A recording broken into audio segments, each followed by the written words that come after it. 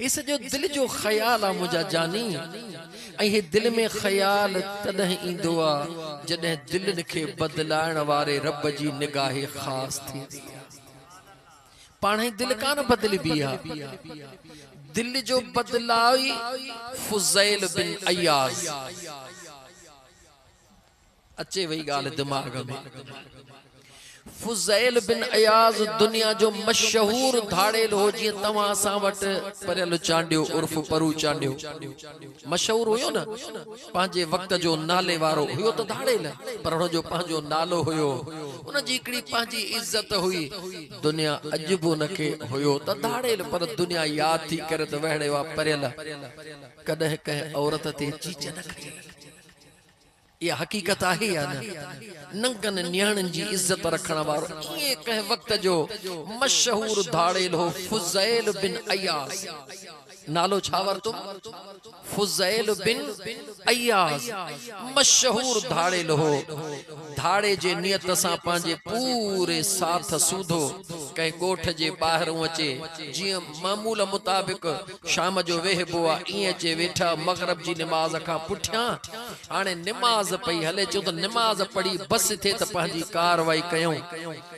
नमाज पढ़ाइण वारे अल्लाह जे फर्ज में कुरान करीम जी एक आयत करीमा तिलावत कई। उन आयत करीमा जे अंदर वो बेचारो फुज़ैल बिन अयाज़ अरबी को न जानदो हो उन कारी साहब पढ़ियो अलम यनि लिल्लज़ीना आमनू अन तख्शअ क़ुलूबुहुम लिज़िक्रिल्लाह।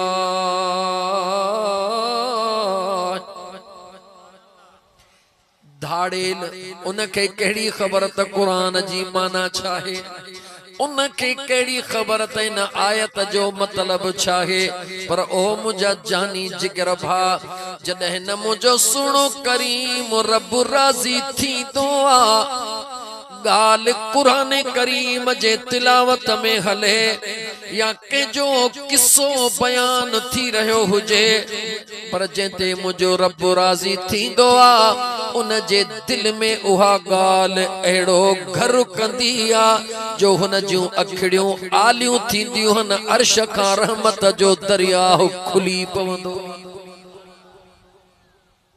फुज़ैल बिन अयाज़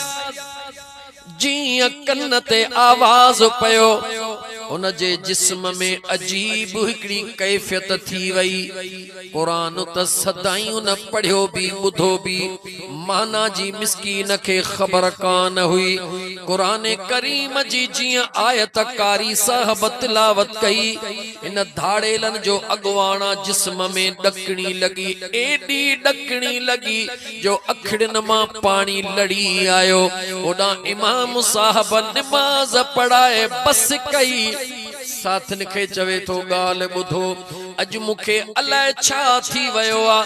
मुखे मुआफ कजो ए हथियार भी तव्हां के आया ए इलाइको भी तव्हां के आयो अज मां तौबा तो कया अज खां बाद मां वरी ही डोह कोन कंदुस। अज इन कुरान जे आयत मुझे दिल के मेण करे छड्यो आ मां पुछा त सही त इन आयत कुरान जी माना छाहे। दोस्तन पहिरी त संभालण जी कोशिश कई फुज़ैल ही छा तो करी चवे तो खुदा तो जाने मुझो वस ना है तैयार वफादार होया चयो जे कदे तू सब कुछ छड़ी थो असा वरी कहजे ला था खणो सबई गडजी आया कारी साहब या जेका कुरान करीम जी आयत पढ़ी इन जी माना छा है जे असा जे दिल में घाव करे विधा उन अल्लाह जे बाने बुधायो त अलम यअनि लिल्लज़ीना आमनू अन तख्शअ क़ुलूबुहुम लिज़िक्रिल्लाह।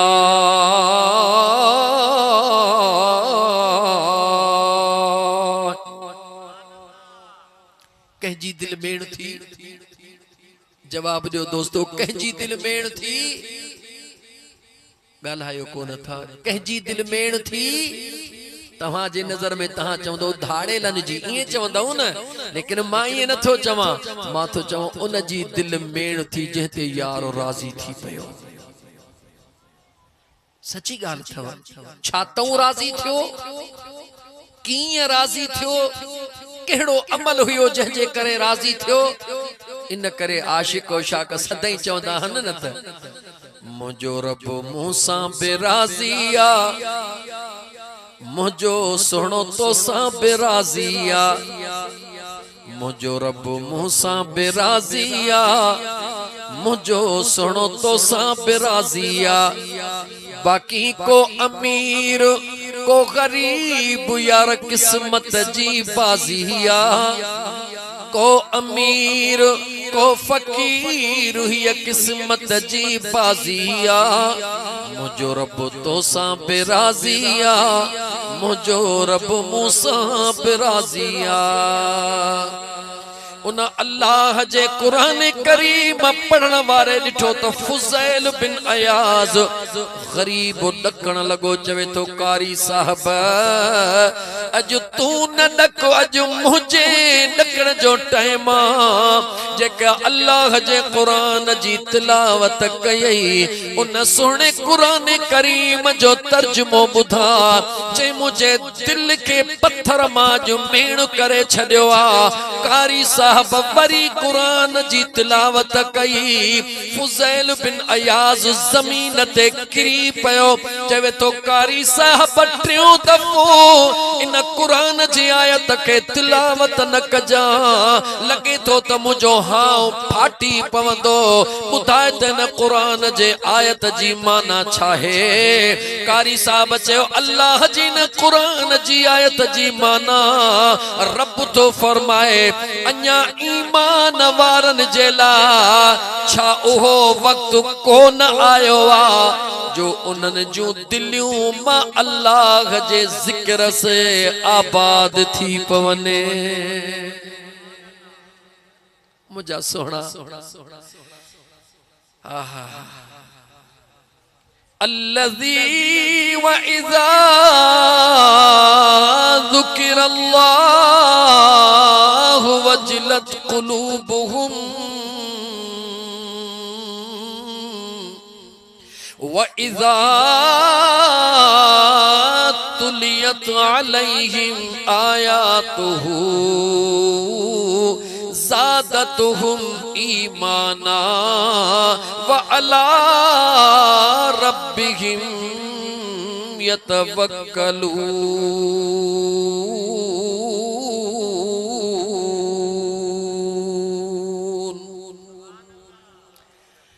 मुझा भाई सागियो उहो ही कुरान आहे जेको तुझे घर में पयो आहे। मुझा जानी ही उहो ही सागियो कुरान थई जेको तुझे घर में कुंड में मथे मथे पयो होदो आ, जंहिंखे महीने मासे तू छंड को ॾींदो हई या कंहिं वक्त अचण ते रुमालड़ो मटाईंदो हई। ही उहो ही कुरान करीम आ। याद रख मुझा मुसलमान भा, अगर तू ॾींहं में 100 दफ़ा कुरान करीम खे अतुर हणी अल्लाह जो कुरान तोसां ख़ुश कोन रहंदो। 100 दफ़ा तू कपड़ो नओ पाराई अल्लाह जो कुरान तो मां ख़ुश कोन थींदो। पर जेॾी महिल न तू अल्लाह जे कुरान खे खोले ऐं दिल सां गहराई सां अखड़िन ते रखी चुमी ऐं रुगी हिकड़ी सिट कुरान जी पढ़ी त मुझो कुरान तोसां राज़ी थी तोखे चवंदो ओ मुखे दुनिया में चुमण वारा अज तो मुखे हिते प्यार सां चुमी सीने सां लातो आ। याद रख जेॾी महिल न सभई तोखे कब्र में छॾे वींदा, मिट छॾे वींदा, माइट छॾे वींदा, दोस्त छॾे वींदा, अज़ीज़ छॾे वींदा, कुरान चवे तो उन महिल वरी सीने सां मां तोखे लाईंदुसि, इहो मुंहिंजो तोसां वाइदो आहे। मुझा दिल पर भा अल्लाह जे पाक सुहणे कुरान करीम सां प्यार करण वारा त मां अर्ज कयो त उहो फुज़ैल बिन अयाज़ दोहन जी दुनिया छड़े करे मुझा दोस्त अजीज हिक कुरान जी आयत बुधी करे उतहा जो तहा रोंदो निकतो अते हजरत ख्वाजा हसन बसरी रहमतुल्लाह तआला अलैहि वक्त जो वली वो पंजे मौज आस्ताने ते एडा फुज़ैल रोंदो साथन सूधो निकतो ओडा हजरत ख्वाजा हसन बसरी अगई रस्ते में बीठो आ फुज़ैल दिसी दाह कई मुझा साईं अज मां तव्हां दे पियो अचा ख्वाजा हसन बसरी चयो असां भी तुझे इस्तकबाल में बीठा हूं जागो था मुझा जानी याद रखी छही महज कहानियों नाहिन ही एक हकीकत फुज़ैल बिन अयाज़ रोई कदमन ते किरी चवे थो मुझा साईं मां त हेड़ो हेड़ो हेड़ो हेड़ो मुंह में ही गलतियों मुझा ही डोह मां हेड़ो खतादार बदकार बेकार मां त अवां दे जो चा पियो बैयत थियण जे ला हजरत ख्वाजा हसन बसरी बुधायो ओ फुज़ैल तू घरों निकते मुझे करीम रब जे तरफ का मुके हुक्म थियो त असा जो मेहमान थो अचई याद रख मुझा दोस्त सुने लतीफ सरकार फरमायो मादी थी न मारुई तुझो अल्लाह जो आगे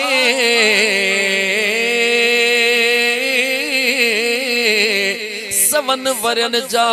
दुखड़ा एक लहज़े मंजिला है ओही मालिक आगे जेको माग पहुंचाई दुई मारुई मुझा जानी तुझा मुझा गुनाह घना कोन्हन के अल्लाह जी रहमत कुशा दिया अल्लाह जी रहमत वदिया वदिया अल्लाह जी रहमत वदिया मुझे मदीने जे मीर सल्लल्लाहु अलैहि व आलिहि वसल्लम जे जात बाबरकात रोई रोई जेके तो असा किनन को झनला दुआऊं घुरियूं अज ही जेको हेड़े दौर जे अंदर नफ्सा नफ्सी दौर जे अंदर हे जेको हेतरा मुझा यार गड थिया हो